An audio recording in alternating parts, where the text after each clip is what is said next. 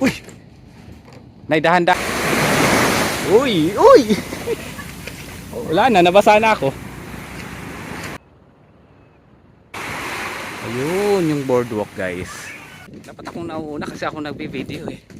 Likod mo yung nabibidyohan ko. Likod mo yung nabibidyohan ko. At medyo mainit na. At iniwan na naman ako ng kabuuan ng lighthouse. Yan, kung nakikita nyo. So yan mga idol. So andito tayo ngayon sa Calatagan guys. So pupunta tayo ng boardwalk. So ayan. So along the highway lang ito. At bago kayo makapunta dito, magbabayad muna kayo ng environmental fee guys. So ayan. So bali dito kayo pwede magbayad ng environmental fee. Pwede rin doon sa unang daan. So ito yung daanan papunta doon sa boardwalk ng Calatagan guys. Ayan. So ayan guys, let's go. Ayan, ito yung daanan guys. So medyo siguro mga ano lang, mga konting lakaran na lang to. So ayan guys, papalapit na tayo sa boardwalk ng Calatagan, Batangas guys. Ayan. Nakikita ko na guys ang dagat guys. Grabe.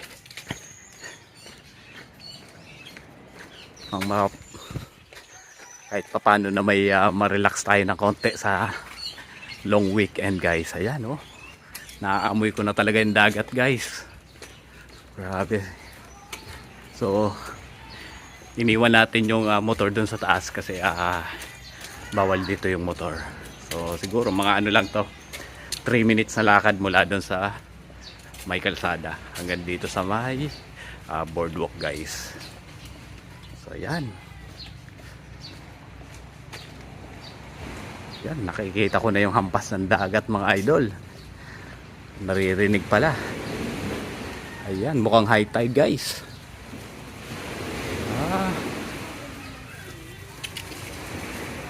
Ayan guys, so eto na.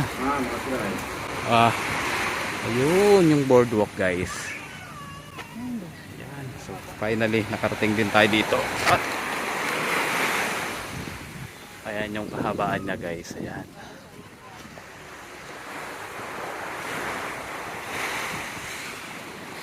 So ito yung boardwalk ng Batangas guys. So ayan guys, subukan natin puntahan mismo at maglakad-lakad dito sa boardwalk guys. So napakalaki ng hampas ng dagat. Uy!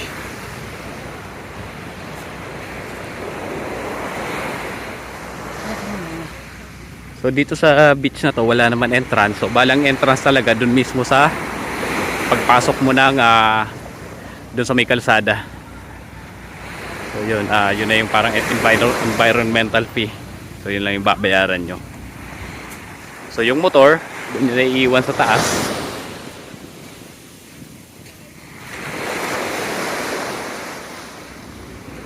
Guys, mukhang medyo mahirap-hirap ang daanan at maraming park na sasakyan. Bitbitin mo yung sapatos mo. Yan mga idol. Aw, grabe. Oops. Uy, uy. Wala na, nabasa na ako. Wala na, nabasa na yung sapatos ko. Ay, ano naman yan eh? Ang pwede na naman yan. Hayaan mo na.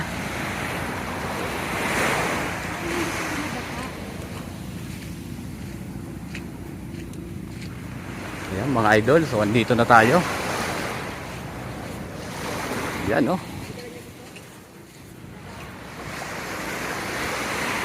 So lalakarin natin hanggang doon sa baka mayroon din dito nung entrance, no? O doon lang talaga, no?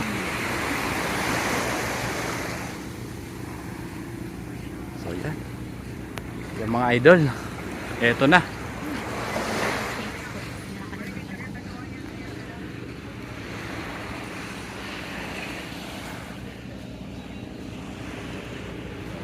So So yan mga idol, so ito na yung Dinidredge ko. oo nga no, daming hinuhukay na no. Wow. Ayan, Ito mga muna, idol, picture grabe ako. oh. Picture nga muna. So yan mga idol, puntahan na natin at takbuhin na natin itong boardwalk guys. Ayan. Para mabilis tayo. At medyo mainit na. At iniwan na naman ako ng aking nag-iisang kasama sa buhay. Ayan.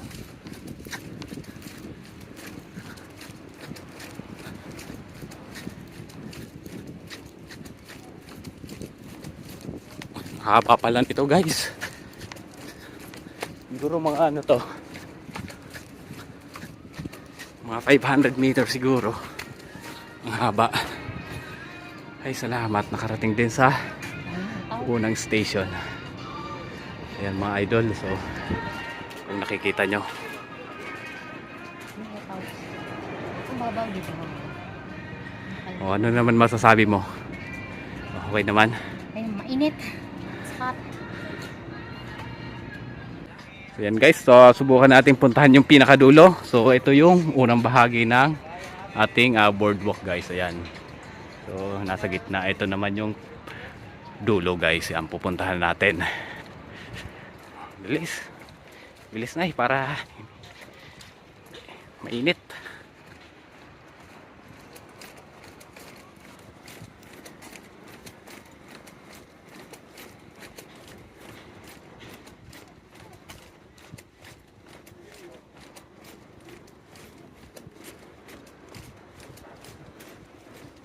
So yan mga idol, so ito na.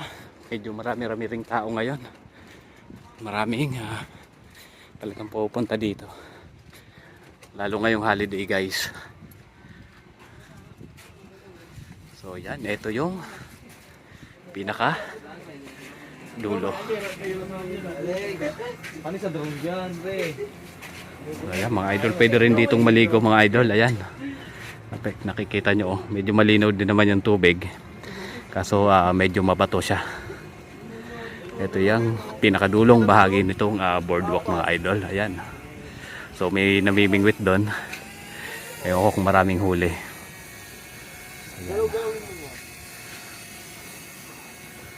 Ayan, may namimingwit din. So yan mga idol, at kami pauwi na. So ito lang yung pinunta namin dito. So ikutin lang natin ang kabuuan guys. Ayan. Grabe oh.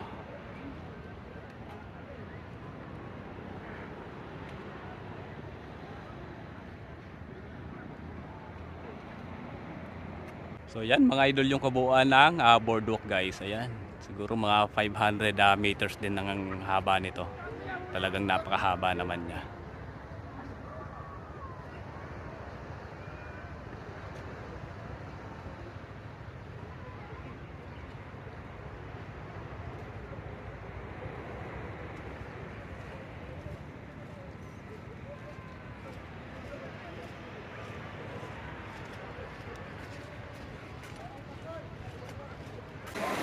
So yan mga idol, so dito pwede talagang maligo guys. Ayan oh.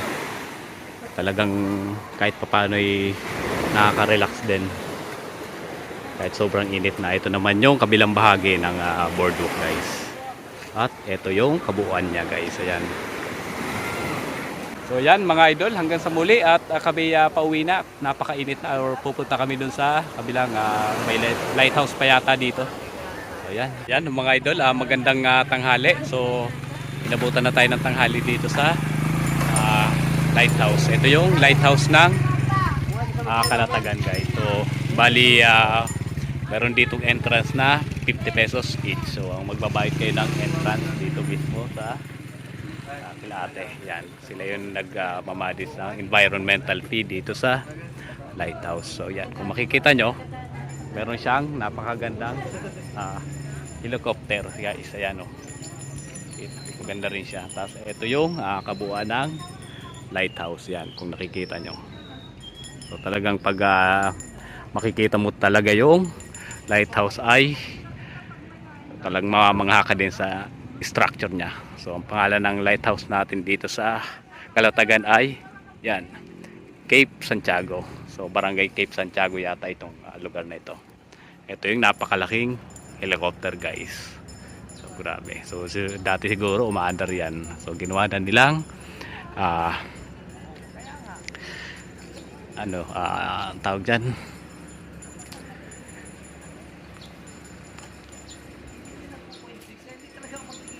so subukan nating ikutin. Umpisa natin dito sa likod guys. So yan, meron ding CR.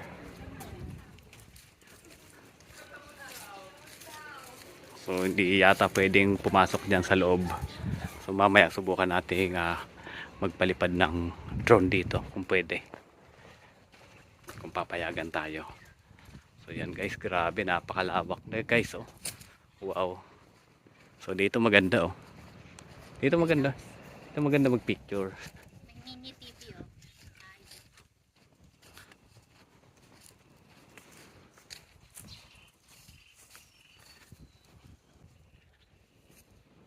Yan guys, oh ikutin natin. Yan, ganda din siya.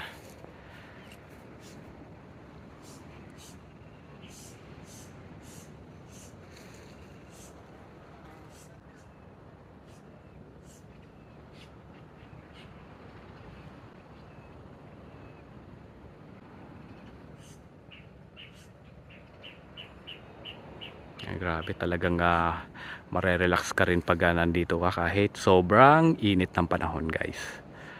So yan, at kami magpapakap na ulit. So yan guys, grabe, talagang napakaganda ng lighthouse talaga guys. Talagang napaka-dramatic ang dating niya. So yan, ito yung likod ng lighthouse guys. So hindi natin kailangan pasukin yan. Ito yung paikot niya guys. Ayan oh, kung makikita nyo oh, talagang kitang kita din dito yung ganda ng dagat. Yan, dagat ng Kalatagan.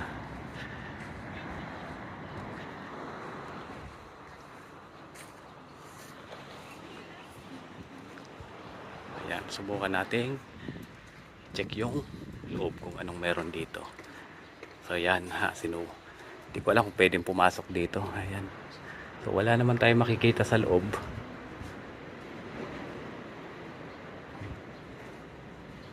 So nakalak yung mismong lighthouse. So yan. So yan mga idol, at wala rin naman tayong makikita dito sa loob ng lighthouse.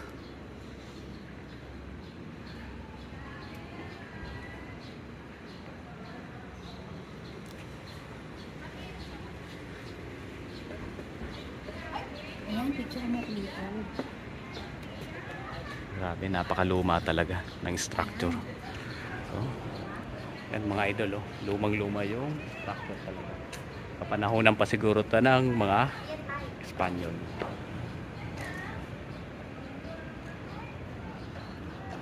So yan yung loob.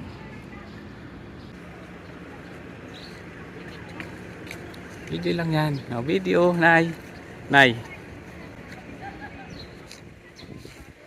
So yan guys, so andito na tayo sa mundo ng Encantadia ang Pulo mangrove. So dito pa rin sa Kalatagan, Batangas guys. Ayan. So grabe talaga yung dinaanan namin dito. Akala namin naliligaw na kami. Sobrang napaka liblib na lugar. So ayan, silipin natin yung patwalk ng ang Pulo. So ayan pala guys, oh. Maganda rin dito yata. Ayan.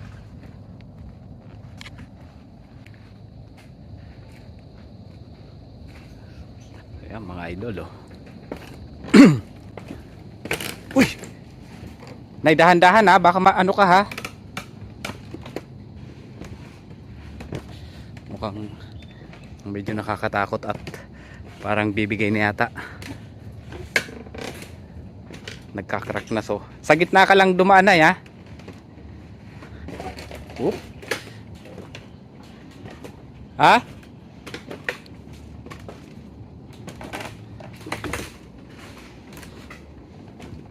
Check mong maiging dinadanan mo, baka makaano ka. So yan mga idol, at parang medyo masisira na yata ito. Pero subukan pa rin natin tawirin. So, kapit lang tayo ng konti. Grabe talagang adventure natin ngayong araw. Yun. So, konting ingat lang, baka tayo'y madulas. So, yan guys. So, ito na. Yun. So, punong-puno ng kabakhawanan. Ito kabila eh. Baka mas okay doon sa kabila. Mas okay nga doon. So, yan guys. So, ito yung isang part. Ayan. So, yan guys. Silipin natin yung kabilang area naman. So, dalawang daanan to ng mga kawayanan guys. Ayan. Grabe. So, dito naman yung kabilang area guys. So, dalawa siya. So, doon lang natin pinark yung ating motor. Iniwan na naman ako ng aking kasama.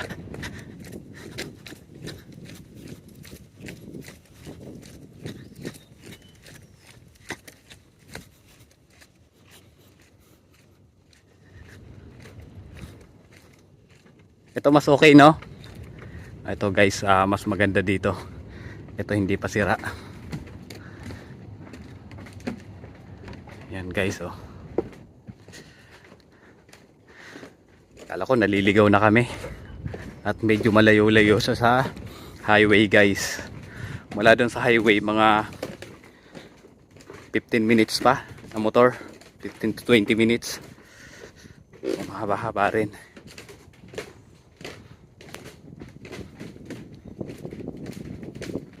Dapat akong nauuna kasi ako nagbi-video eh.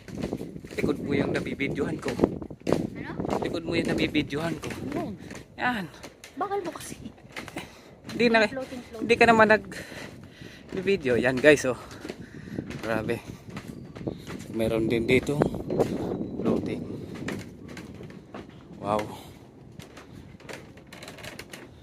At meron ding hagdanan guys. Ayan. Dati kasi pwede ko itong ano. Nire-rentahan din. So yan guys. Napakaganda. Talagang pag nature talaga talagang ma-appreciate mo yung ganda ng nature guys. Ayan mga idol, so talaga naman napaka-relaxing dito sa ang pulo ba to? Ang pulo? Ang pulo mangrove. Yan, ang pulo mangrove dito pa rin sa Calatagan, Batangas. So dati mayroon ditong entrance pero medyo nasira na ng konti yung pathway niya guys. Floating restaurant. Pati yung mga floating restaurant yan, no? Nakikita niyo yan. So mayroon pa yan doon sa bandang dulo. Floating cottages. Floating cottages yan. So ito yung daanan niya. Hindi naman ganun kahaba yung daanan. Yan. Talagang napakaganda din. Ikutin lang natin ang agya para makita nyo yung buong kabuuan ng ganda. So yan lang muna hanggang sa muli at kamay balik na ng Cavite. So bye bye everyone at magandang araw sa lahat. Happy weekend, happy long weekend. Drive safe.